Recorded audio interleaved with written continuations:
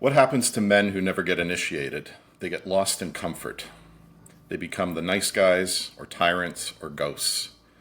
My guest today is Jeff. He's building Man Camp, a place called Rawa Land, and he facilitates breath work. But more than that, he's asking the questions that most men never face. What if the man you are isn't the man you're meant to be? Jeff, welcome. Thank you, brother. Honored to be here. So, Jeff, Rawa, is it? Yeah, you can call me Rawa. What's the history of that name? Yeah, this could be getting into a long story, but I'll condense it. So, on my journey back to wholeness, from putting Humpty back together again, big transitionary time in my life. I left the line of work, which was destroying me inside, which was the drug business. We spent what felt like a lifetime in there, 20 years, and probably the most courageous act I took, and the one that really saved my life, was walking away from that line of work. And I sold my house and I went to the jungle, and I sat for 3.5 months with a tribe called the Shipibo, and a family that I had gone out there to stay with the original intention of, getting into the deep jungle, away from all the noise. I supported them in building a house, and they gave me the name Ranin Rawah, is the full name, which was my friend's deceased grandfather, and that was the name Spirit brought me. And the translation that resonated the most with me was from my 93-year-old shaman, which translates to beautiful skin of the earth, rolling thunder and lightning. So that's a super condensed story of how that name was brought to me. So it sounds like from that you've built Man Camp, you're doing breath work, you're building Rawa Land, which is, as I understand it, it's like a different kind of wilderness for men. What's the kind of guiding force underneath all of that?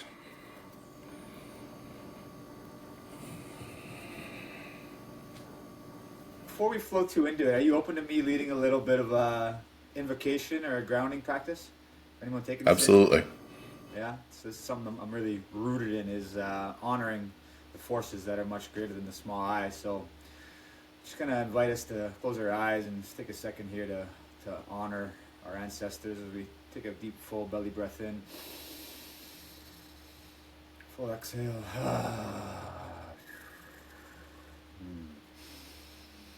A deep breath in.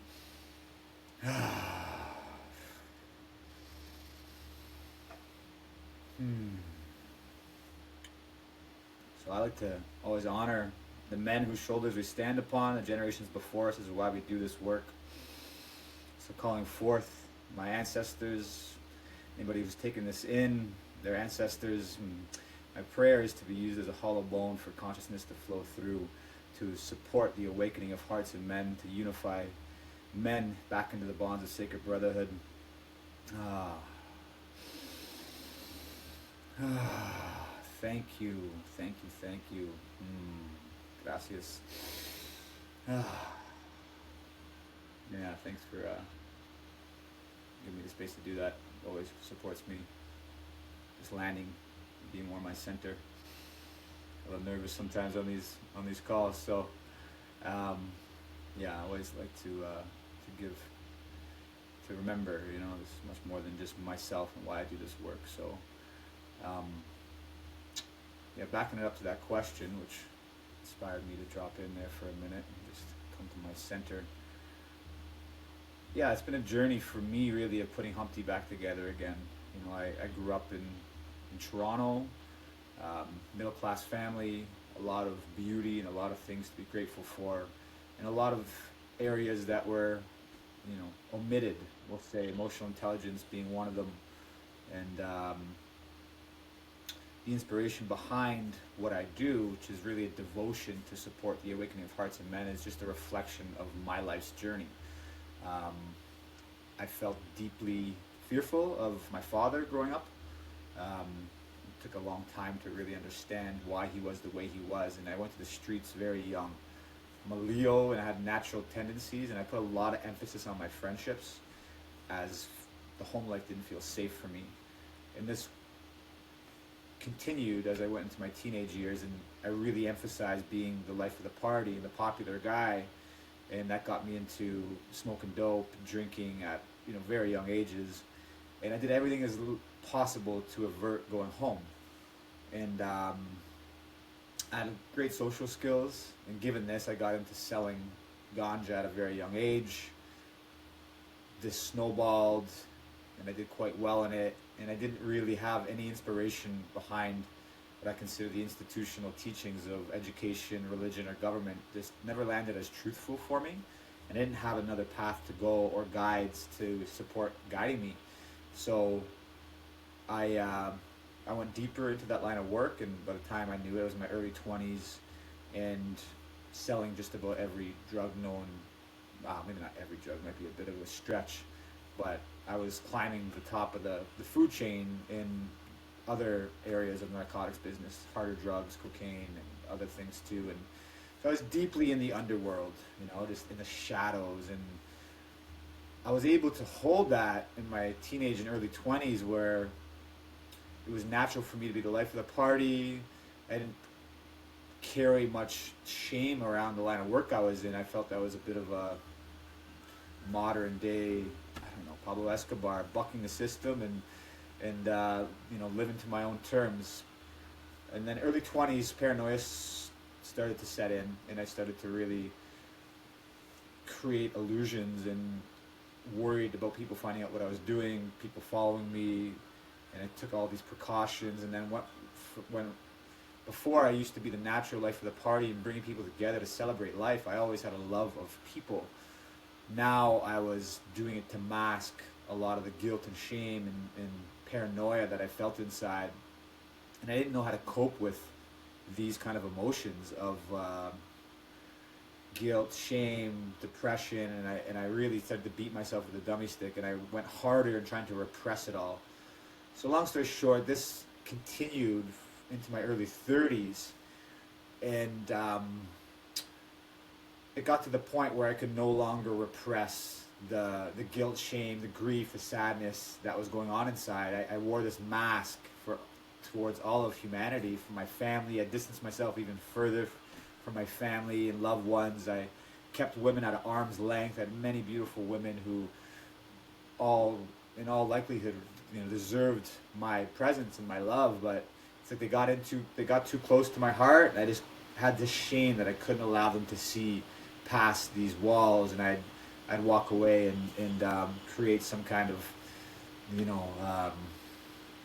drama to bring things to completion. So I was isolated. I felt totally just numbed out, and it got to the point where I could no longer repress the pain anymore, and that was when the hero's journey began. Finally, I went and received some support in the form of psychiatry, and it snowballed one foot in front of the other. Psychiatry into Vipassana meditation, into getting into more psychedelics for healing purposes, and slowly the wheels of change began to turn. It wasn't an overnight thing. I went from 200 drinks a week to 50 to 20 to 10, and then at one point on this transition, I sat in council with men. There was an organization in Toronto called the Universal Brotherhood. It was my first toe in the water of consciously relating to men, and this really started to shift the direction of the life that I was going. I was still in that line of work that was really destroying me inside. However, I found some inspiration in a movement that came my way called Bold and Centered. It was a call to awaken people to social justice issues through mediums of art, and we had a record label that was going to highlight social justice issues through musicians' music. So during this time, I was in this big transition of trying to step out of the narcotics business and getting into some more philanthropic work, which nurtured my heart. And there were just many different points in my life that I could look back and say saved my life. I got arrested. I was somebody who was working for me ratted me out, and I was facing 4 years in jail, and that was a huge gift. And I was really, really struggling with the belief in my own self to do something more than the line of work I was in. And finally, a month before trial, probably my first time, I dropped to my knees and prayed, and I said to the big guy, I said, listen, my heart can't do this anymore. I don't know what I'm going to do or how I'm going to survive, but I'm done.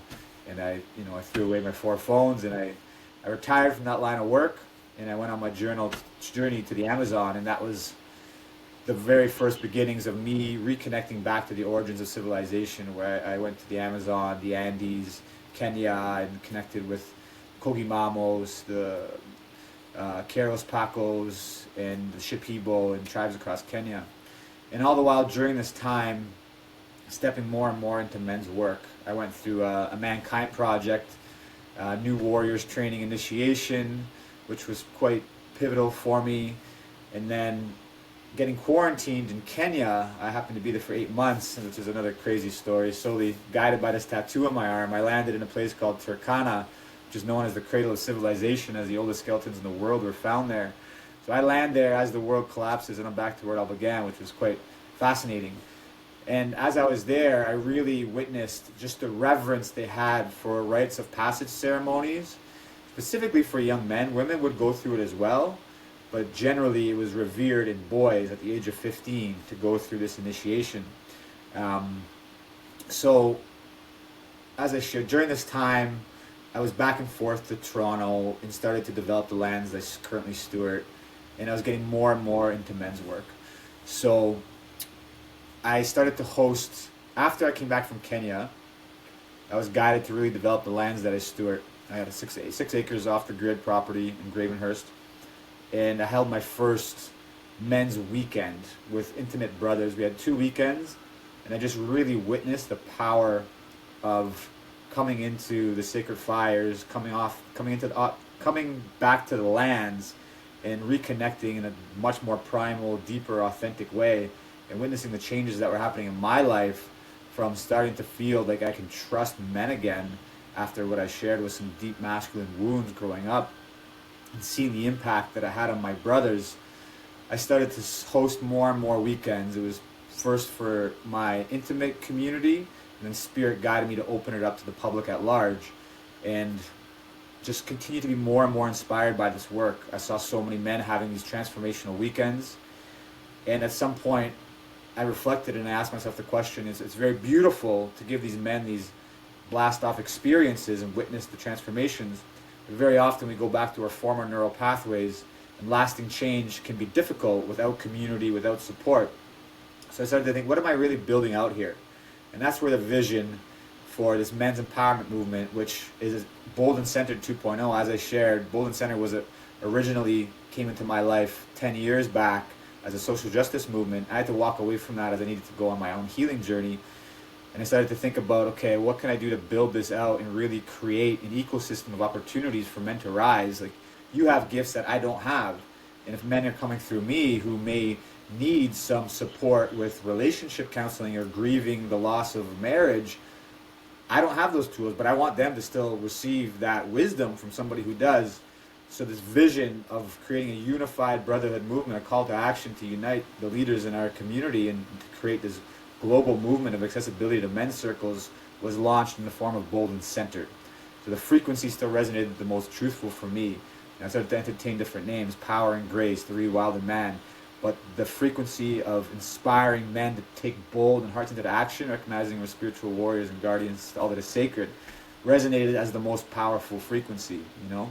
So this vision was launched to call to action the brothers, the leaders in the field of men's work, and then that's where I was guided to launch a festival. The Spirit said, you know what, it's time to bring the brotherhood together. You want to walk your talk, like bring all the leaders together and let's host a festival.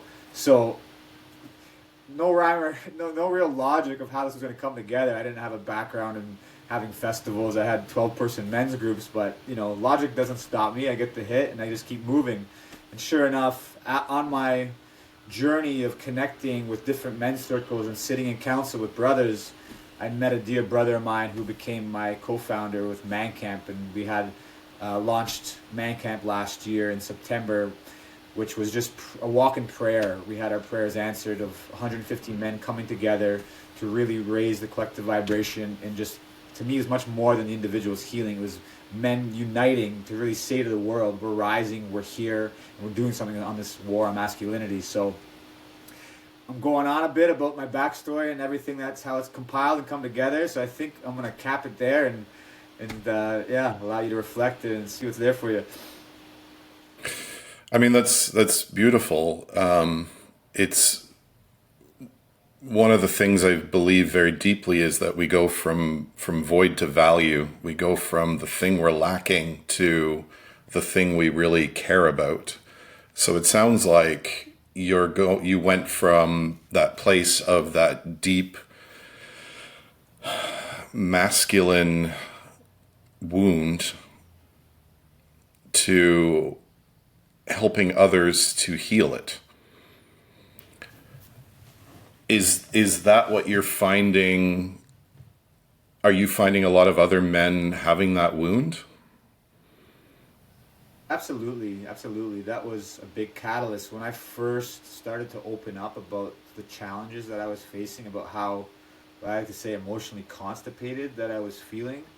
I felt like I just gave this permission slip, or I don't want to say I did, but you know, what was channeled through me opened a lot of doors for other men to just be like, hey, you know what, like I'm also faced with some of these challenges, and it's time for us to really come and authentically relate. And I started to really see the impact that my own journey, my own story could have on others. And that was definitely a huge catalyst, was the fact that finally I realized I wasn't alone. My ego wanted to think that I was the only one suffering with a lot of these challenges. And when I broke that original shell down, it was like, wow, you know, I always had leadership capacity, and at the time using it probably for the wrong purposes of how I gathered people. But now when we sat together in council, it was definitely that recognition of how many men I recognized were dealing with what I consider emotional constipation and fatherhood wound, masculine wounds towards each other in the brotherhood. So that was hugely, hugely inspirational for, you know, the mission that I'm on. And I'm going to be all authentic and go as deep as I can. And part of my awakening when I went to psychiatry was the recognition of how much I had been holding on resentment towards my father. I've been blaming him for why I went to the street, blaming him for why I couldn't express my emotions, why I couldn't speak my truths, you know, from the behavioral punishment, from just the deep fear I had of him. And I had a courageous act where I came home and I was like, fuck it, I gotta face my father. I just can't allow this to hold me back any further.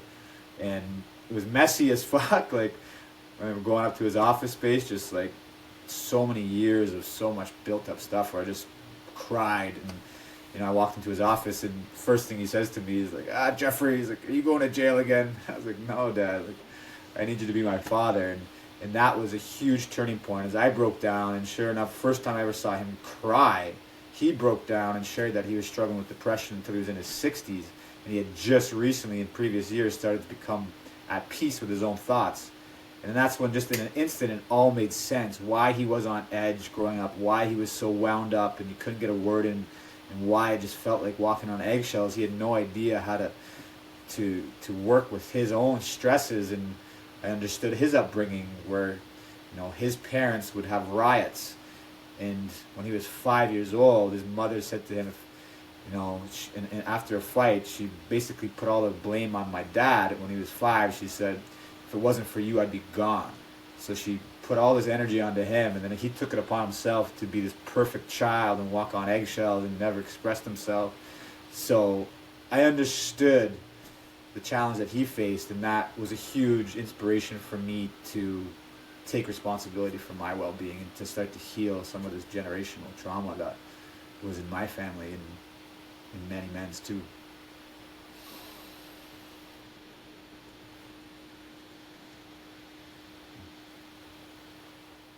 I think that's a very watershed moment to realize your father's human and to see the challenges he's facing. And to realize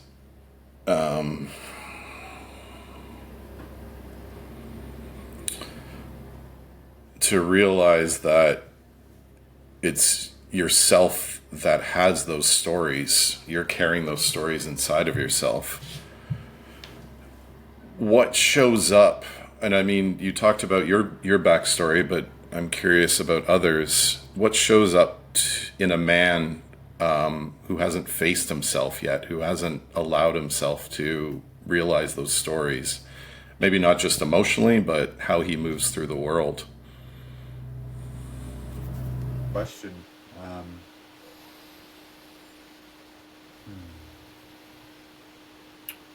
Yeah, what I find is until you can sit with that pain, with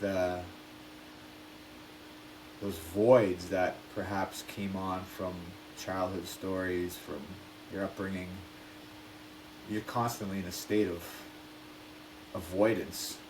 And that can come across as addictions, numbness, addictions to work, addictions to substances, an aversion of conflict.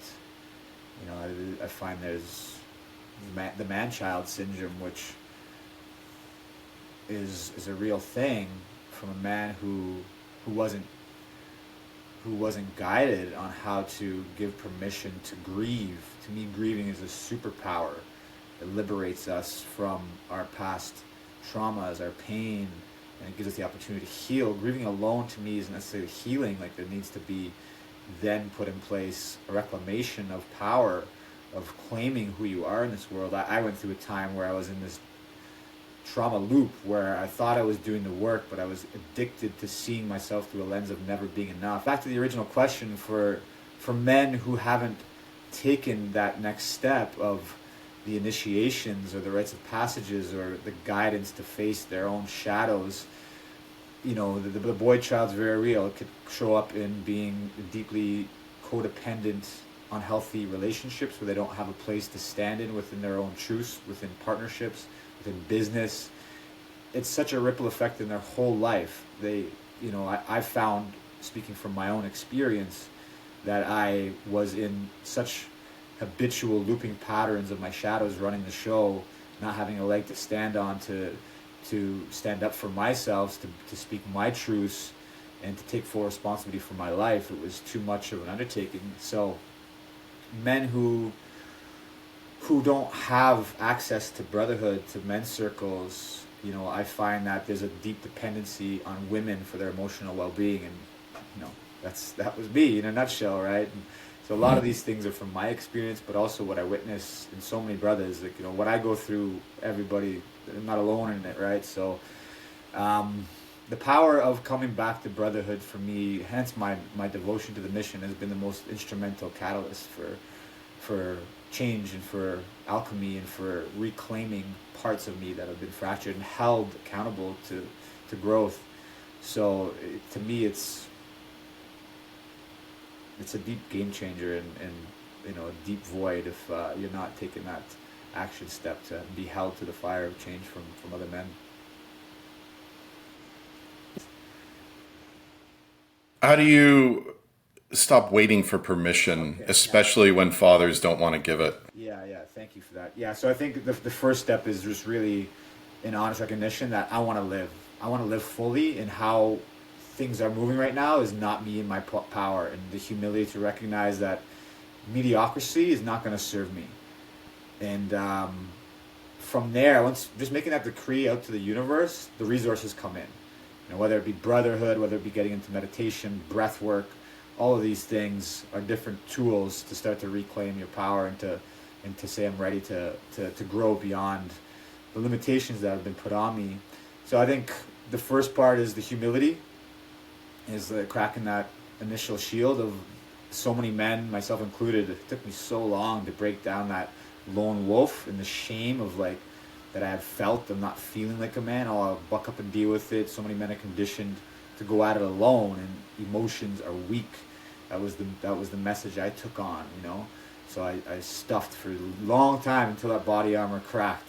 So I'm always inspired to see young men who step in early to the game and not have to work through as much, say, density that I needed to. I had spent 20 years repressing, and I see young men who are looking up to me. They're like, "Oh, I'm not as battle tested as you." I'm like, "Dude, I wish I had jumped in pure at 21 and recognizing there's more to life than the limitations that are put on us, right? And I think there's a lot of people, I believe, we're going through the most incredible awakening on planet Earth in this current time that we're living in. And there's so many people who are recognizing there's much more to life than the current establishment, the current pattern of work, go home, play, wake up in this hamster wheel, and wanting to deepen into their own meaning, their own existence. So to answer that question, I think humility is the key ingredient, and the recognition of stating, like, I want to live to my fullest potential. Creator, bring me the resources that are needed to do so, you know? Beautifully said. I think life brings us those moments often, and I call it the baseball bat moment, where Yeah, I call you it. have no choice. Yeah, well, that's it, right? Like, you can wait to Yeah, get the sledgehammer or the baseball bat, yeah. and sometimes that's the initial, like, breaking. It's like you repress for so long, and then you just, spirit brings you the sledgehammer teaching. Or there's the other way of choosing. There's a word in Quechua. I really love the Andean wisdom. I spent time there. It's called your munai, which can translate to the will of the heart. Hmm. So if you have a sense of that young, it's like, before you receive the sledgehammer lessons, if you can consciously choose, like, hey, there's something here that's omitted from my life, something that I'm desiring to strengthen in, and choose that powerfully before that baseball bat comes and crushes you, that's an ideal situation.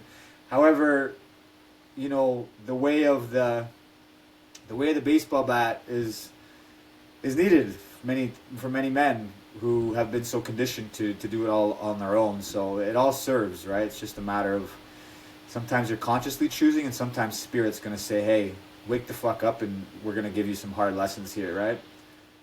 But I find, like, this may be an exaggeration. 99% of men choose the baseball bat over the choosing their path. Yeah, I think that initial wake up is can be the baseball bat for sure. More recently, I've come across some young men who I'm just totally blown away by, who have a level of consciousness that I couldn't have dreamed at the ages of 21, who are stepping into this work, who haven't, I wouldn't say received the baseball bat lessons, but there's no averting some pain. There's no averting, like, the pain is a catalyst to growth, right? So I do think that, whether it's a Babe Ruth bat or a Rance Mulliniks, which, unless you're a Blue Jay, you might not get that. Yeah, how hard that lesson's gonna be is can be a choice. How fast can you listen to the guidance of, like, something's got to change, right? So generally, seeking this work comes from a space of, like, I need to make some changes. So, to the degree that you need to make it, every individual is different. But yeah, definitely feel you on the necessity for that initial death blow to the ego, right? Like, I know I had to go through many, and very humbling experience. I think I just had the download, or I just had the realization that the baseball bat is the initiation, is initiation. It's the thing waking you up. It's the thing that's welcoming you to adulthood.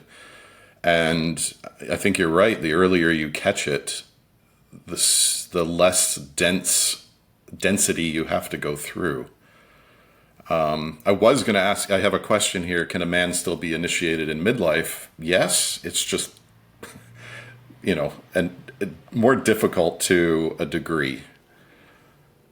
Yeah, I agree. I look at it as, like, there is no limit to when a man can choose to do the inner work and start to unpack the repressed pain. The longer you wait, I see it like you putting up bricks over for me, it felt like bricks over my heart, and all of these protective mechanisms for me to avert the pain. And the more bricks we put up, it can be a longer time taking them down to truly open and to truly start to live fully from, to me, that's my mission, is to awaken hearts and to awaken the power of my heart to the fullest capacity to love. And yeah, there's no you can start at any time. The longer you wait, the more time it might take to access that. And I'm mindful because I also do believe there's a word, and just there's also some people can hit lightning in a bottle and just really go through an intense, deeply transformative journey where it might not take as long as others. So there's no necessarily formula, but generally speaking, the earlier you get to the work, the less bricks there are to take down. You know. Who initiates the initiators? Or is it just men who have been through hell and back? Yeah, that's a great question. I think spirit, as you said, like spirit will come at times and give you the baseball bat, and if you then listen, it's like, okay, I got to make some shifts. For me, there's so many layers. Life is one big initiation ceremony, so I lacked guides in my life growing up in terms of elders or men who I trusted to guide me. As I shared, I had some of my own father wounds. There's probably a combination of not allowing guides in, as I had a protective shield up, and a distrust potentially of men, and also there's been few men who I see who are real models of what it means to be in your own sovereignty and your personal power, and have the tools to guide you through rites of passage ceremonies. At least in this Western culture, I didn't have people to show me the way. My journey was one of hard knocks and figuring it out somewhat on my own, and just being guided. Things like going to the Amazon, and I didn't go there to work with ayahuasca, but it found me in 22 ceremonies later, working through the madness of the mind, and not wanting to surrender to the medicine, and how much my ego was holding on to power. It took me to borderline schizophrenia. It was just, that's a whole other story, but it was just wild. And then for me, my initiation, I used to avert being with myself like the plague. From 14 to 34, there wasn't a single night of the week I stayed home, literally. And some of that's my natural character. I'm a Leo, I'm a generator, very masculine, yang personality. There's a lot of that, of how much I was averting being with my feelings and myself, and facing the pain and the shadows from childhood. So my initiation consisted of 3 months in solitude in my log cabin in the woods in the depth of winter, no power, no electricity, and having the courage to sit with the maddening thoughts, the pain that I hadn't processed. And even then, in solitude, I still created so many ways to avert my feelings. So it wasn't until I really started to make decrees and started to be of service to men that I started to call in elders in my life, where I found men. And that was a messy experience too. I was, giving my power away to some men that didn't have the highest level of integrity, or just hadn't done their own inner work to truly guide younger men in a way that was healthy and constructive. And no shame on them. They were just where they were. And more recently, I've been connected with elders who are truly walking a path of the red road of service, of remembering what it is to steward the earth, to live through the heart. So who initiates the initiators? That's a great question. And I'm grateful for some of the men that I found in my life that were instrumental to me coming into this devotion to the awakening hearts of men. Like, as I shared, that first men's organization, Universal Brotherhood, that was my first guide, my first mentor at the age of 34, where I allowed somebody in my life to guide me. So from what I've experienced in the Western culture, there's deep awakening in men right now that's taking place, which, I see pendulum swings where there was a time where I like to see the distorted masculine. To me, a lot of the language that's been put in there is not necessarily in alignment. So men who were so conditioned to avert their feelings, that the feminine way was a threat, living through the time of the madman and the oppression of women, disconnected from their connection to Mother Earth, and a lot of behavioral patterns that were distorted. So then I see this big pendulum swing, more in this day and age of where it's like we're in this distorted masculine energy where I personally experienced this too, where I was more in my distorted feminine energy, where I was so sensitive, I couldn't hurt a fly, I couldn't speak my truth, I felt meek. So I went from this like ooga booga masculine energy to this like repressed feminine state where I felt just totally like, oh, I'm so bad and punish me and oh please, just unable to fully own my personal power, my masculinity. And that was necessary pendulum swings. And I see a lot of men who were finally given permission to feel and like this desire to embrace the feminine, and so many much and the whole Me Too movement too had impacts on men, and all necessary, I feel, for this now recentering, this recalibration that's happening, where men are much more connected to their hearts, much more connected to the feminine, and reclaiming those parts of the masculine which had been oppressed. It was too much of a threat to feel, too much of a threat to really express your emotions or to even give permission to feel them. I'm going on a bit of tangents here. Back to the origins of that question. Yeah,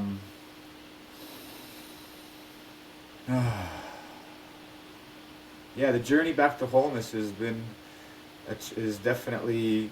What am I saying right now? I'm inspired by the men that I'm meeting on a day-to-day basis. Like, this is my devotion, so I'm seeing so many men who are reclaiming what it means to be a healthy masculine being, and in their authority, in their power, and doing the inner work necessary for the next generation to come up, to be guides for them, which is what I felt was severely lacking in my generation.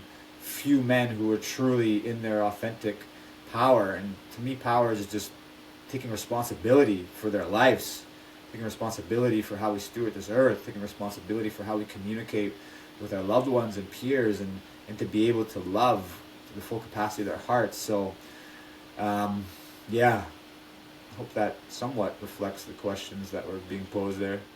I could go on. Well, you brought up a bunch of other threads, so I'm going to follow some of them if that's all right. I know that the answers to these questions aren't like neat, aren't possible to package neatly. So I'm just curious on your take of it. So I think you answered it very well. Thank you.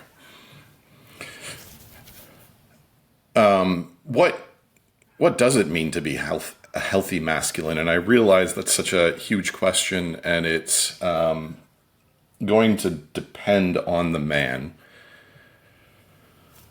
But can you give me some of the qualities? I think you talked about owning your or taking responsibility for who you are, emotional intelligence. What is? I don't even know how to define emotional intelligence. Yeah, that's a great question, and one that I'm uncovering if I'm being humble and honest with myself. To be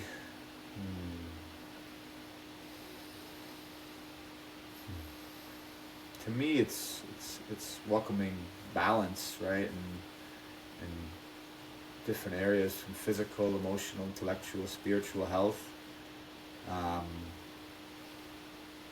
To be able to, the emotional intelligence has been one that's been probably my greatest opportunity for growth, and the challenge that I faced as a man of so much repression of emotions from so young, and to welcome them back, and to understand that I have permission to feel and to be able to express my emotions, to acknowledge them, is the first key. I think that's a huge one for many men that I witness, of suppression of pain, suppression of anger, suppression of grief. So the huge step to being a healthy, fully embodied man is to, one, acknowledge whatever pain, whatever things have been repressed, and to begin to daily, for myself, I begin to daily, like, how are you feeling? What are you feeling? I feel hurt right now, and being able to express that from a space of being responsible for that. In men's work, we do a lot of I statements, right? Like, I feel this way, and if it's with somebody else, it's never projecting that onto someone.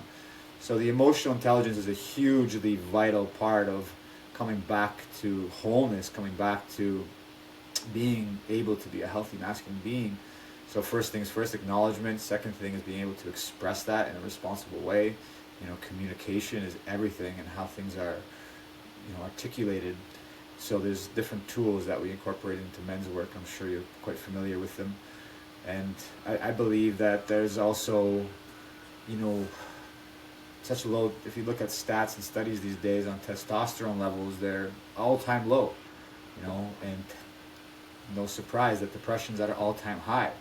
And when a man has access to testosterone, which also during these pendulum swings, like a man who is too much in his, it could be a threat if a man's also living vitally outspoken and really self-empowered. So physicality, maintaining a certain level of physical prowess, to me is vital into a man's health and wellness, right? To be able to be that protector as well if you need to be, and to have, healthy body, healthy mind, right? It's a very challenge to be fully healthy if you're not tending to your temple. So that's something that, I like to model, and I have room to grow. I have my shadows and I have my light, but generally a lot of things fall into place if you're taking care of yourself physically, right? Like healthier thoughts, you're moving energy. I think that's something that our society doesn't give enough thought towards, or enough energy towards, is detoxing the mind.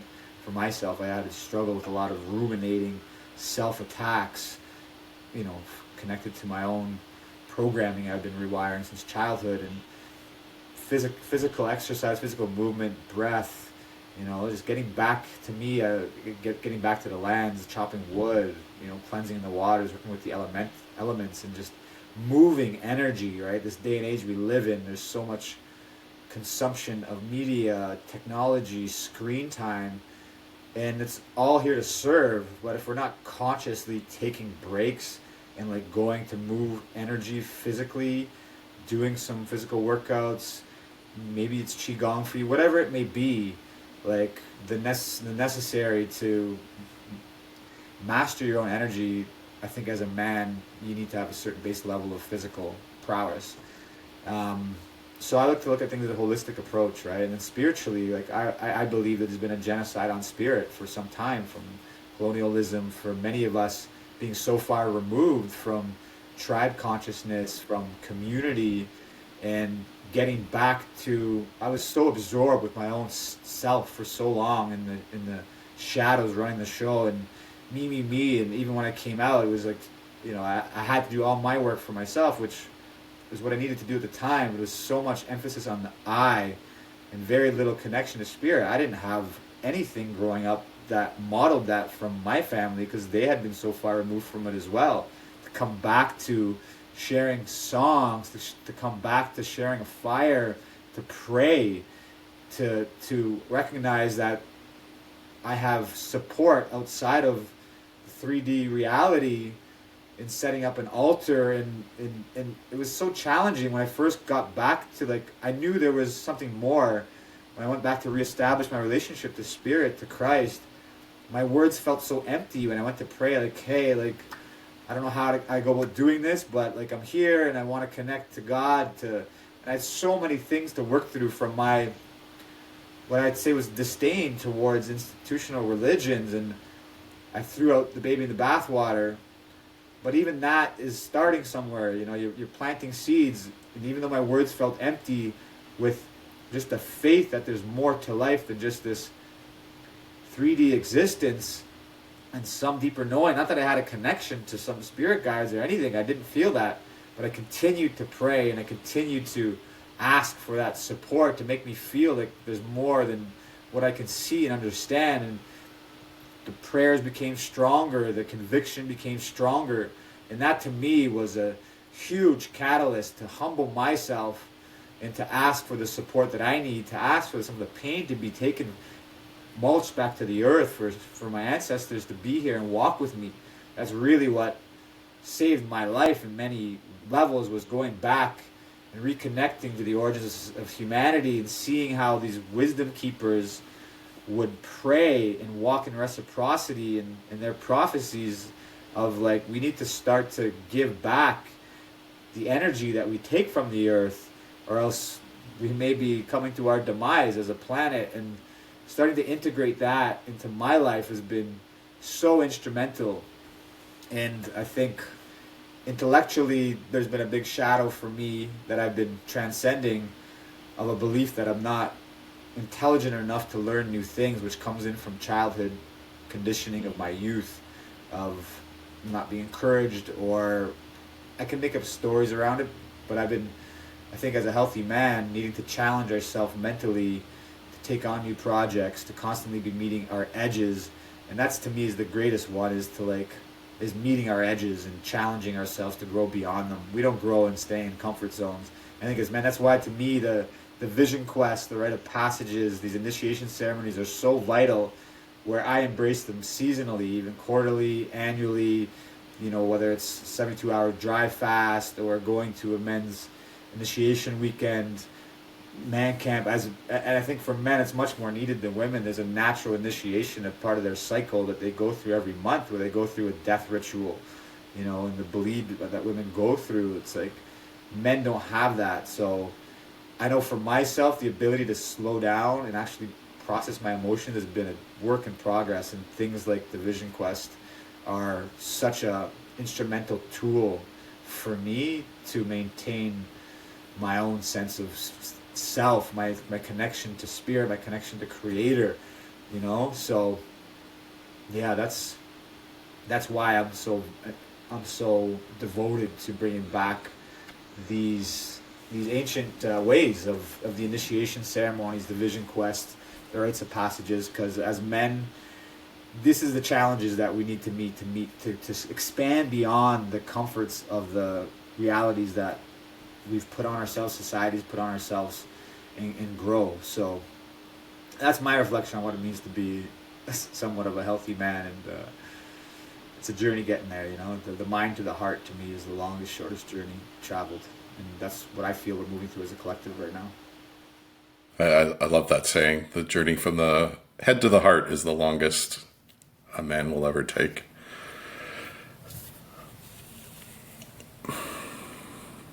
Perhaps, yeah, be open to, you know, there's been a lot of spotlight on me, and I understand being the guest. I'm curious to deepen a bit with you. What was your catalyst of awakening, of, you know, recognizing that there was work to do into your initiations? What sparked that? I don't think I knew what any of this was. I think I had such a deep masculine wound, that I wouldn't have even gone to a men's group. I think I had such a unhealthy distrust of the masculine. I can put it together now. This is after 15 years of work. What I recognize is my grandfather was in the war, and he wasn't in the war. He didn't fight, but he went through camps. He was in prisoner of war camps, and he saw some awful, awful things. I don't know that he came home from that, if you know what I mean. Like his body did, but his mind and his spirit didn't. And all I remember of him was him staring out the window or yelling at me. So he passed that down to my father, and recently him and I had a conversation where I said, I need you to treat me with respect, like an adult, like a man. And he said, well, this is how my father treated me, so this is how I'm going to treat you. And all of a sudden, all that clicked into place. On my mother's side, she did not have a healthy relationship with her mother. I think it was physical abuse, and that was passed down to me. So I didn't have a healthy masculine, I didn't have a healthy feminine. And I was raised in that void, and I didn't know what a healthy relationship looked like. I got married, that unhealthiness followed, and then I got divorced. And I discovered some of this work through Somebody said, hey, you should try NET. That'll make you feel better. Neural emotional technique. Muscle testing, and it's emotional release. It's like this somatic technique. And I did that, and I just did that work for years, and it finally, like, it just slowly opened me up. After my divorce, after I got separated, I took, I did my first mushroom journey, and that was like, holy shit, there's this whole world under here. And, it's always mushrooms.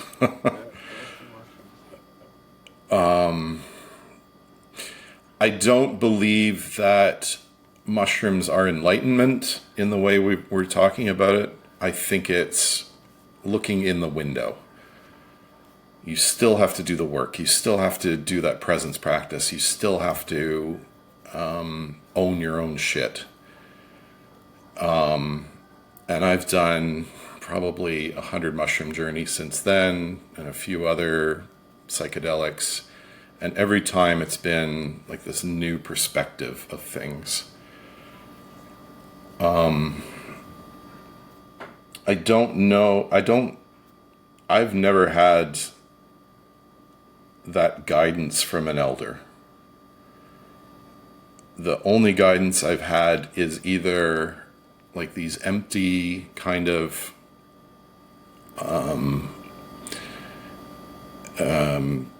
phrases. The one I keep going back to is my father saying, buy low and sell high. That was him teaching me about the stock market. And he told me life has no meaning. There's no point to any of this. And I've always been a curious person, and I knew, like, there's so much more out there. But I've just been, trying to, it's just come from myself, where I bumped against the guardrails and tried to figure out where the center is from bumping against the guardrails.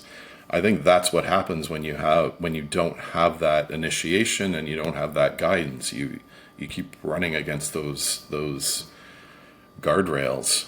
And then through the divorce, it was a real threat. My ex, fought me hard that she didn't want me to have access to my kids. And, that just didn't make sense to me. It seemed it seemed absurd. I'd always been, well, maybe not always, I had my moments of anger, but I'd been a positive influence on them. I did my duty. I did the things I was supposed to do. And then the family courts, like going through the family courts, I spent well over $100,000 going through it. And at the end of it, it was like, yeah, you can have access to your kids, but you have to pay money. It seemed to want to reduce me to the role of an ATM, and I really resented that. I had to look really closely at myself. I screwed up a lot in those days. I was going, like, a divorce is such a stressful, horrible thing, and I don't wish it upon anybody. But that was my baseball bat moment. And, I kept bumping against those edges to find the middle. But eventually I think I bump against those edges less these days. I think I've been a better father than my father was to me. And I think that's about the best you can hope for. You're not going to be perfect. All you can do is improve on the last generation. If my father just passed things down, like I said, this is how my father treated me, this is how I'm going to treat you.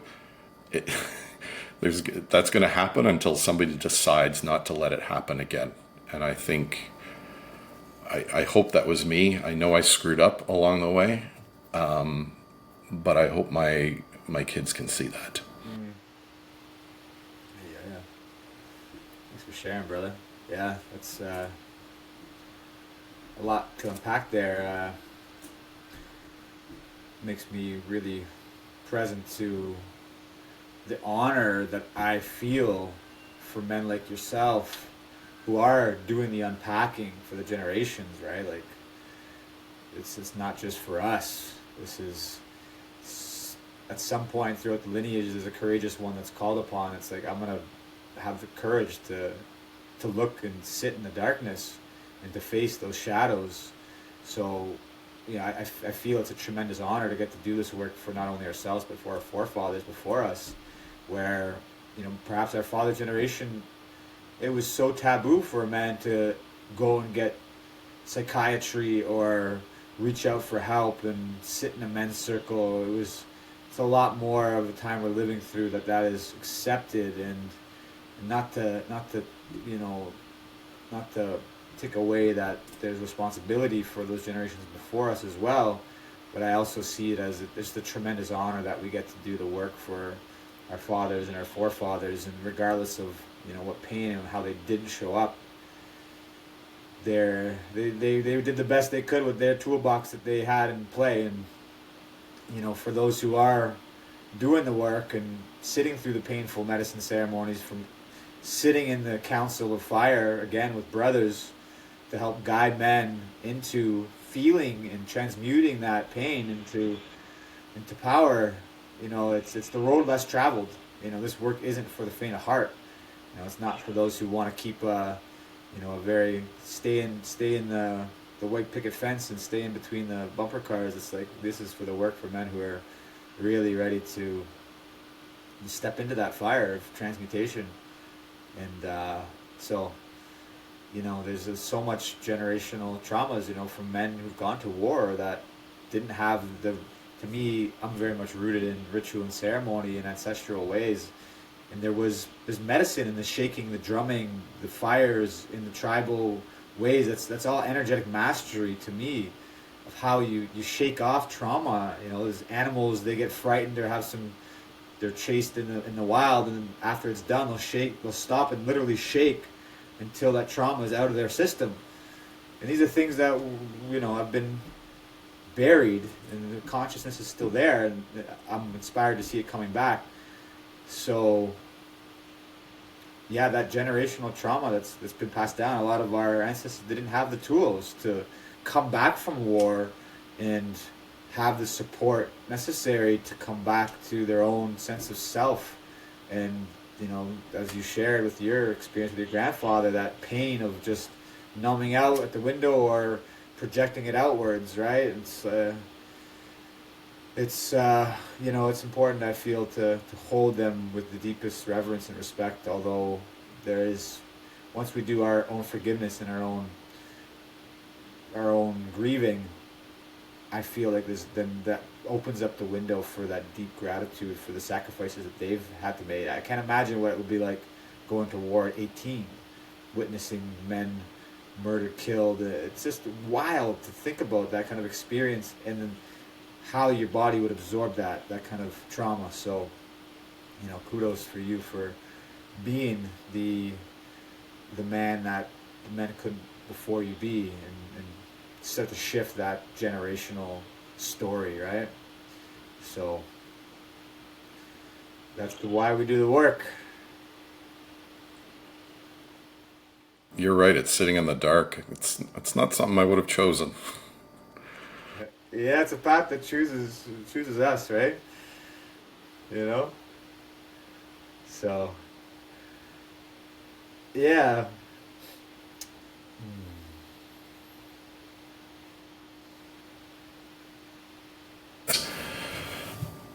You've been through your own version of hell and back, going to prison, maybe dealing in drugs and seeing that side of the world. What's the thing you're most grateful for having gone through that, looking back now? grateful for having gone through that.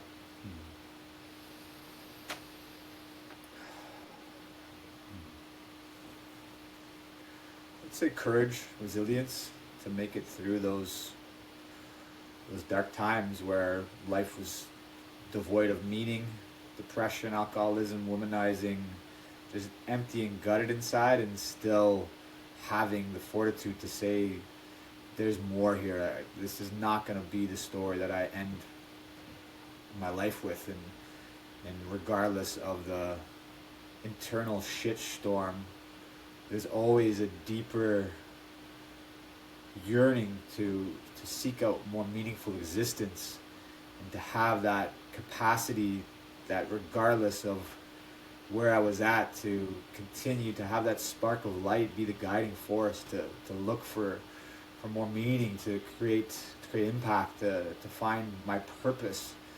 You know, that was something that I honor myself for, and to me, you know, spending that depth of time in the shadows, in the darkness, and a lot of hiding, right? A lot of hiding. And this, to me, this is my coming out party right now, where even after the healing journey, there's still 7 years of living off grid, disconnected from society, no power, no electricity. And I thought that was a humble thing to live, you know, removed from a lot of the social media and things, but I also recognized that was still a part of my hiding. And now I feel, you know, I have much to grow, and I've peeled back many layers of the onion, and I honor myself for that. And I feel my story, my trajectory of that emptiness and all the illusions of what it meant to be a man, from sleeping with more women, making more money, who could fight, fuck, and drink the most, and how much that was devoid of any kind of substance, any kind of meaning, that it's now my personal responsibility to use that to relate to the challenges that other men are facing, and to be able to be that guiding light, perhaps, of like, fuck, if this man can do it, a lot of men can. And one thing that I'm really humbled by is that currently right now I'm working with some men from my past who are in that darkness, in the drug business, who experienced emptiness, who are on the verge of suicide, and they see me, and they knew my shitstorm that I've come through. So to me, it's like, if your darkness is guiding you to your light, like, is it really that dark? So all of it is to be honored and embraced with like reverence and gratitude. It's just like, I look back and it's crazy sometimes to look back at the life I used to live, where my sole ambition was to be the drunkest guy in Ontario every weekend, to sleep with the most women as humanly possible. It's just madness that I did that. I lived that for over a decade of my life. So it's all looked back upon with deep reverence and gratitude, because I've truly anchored into my being that life's happening for us and not to us, for everything that happens.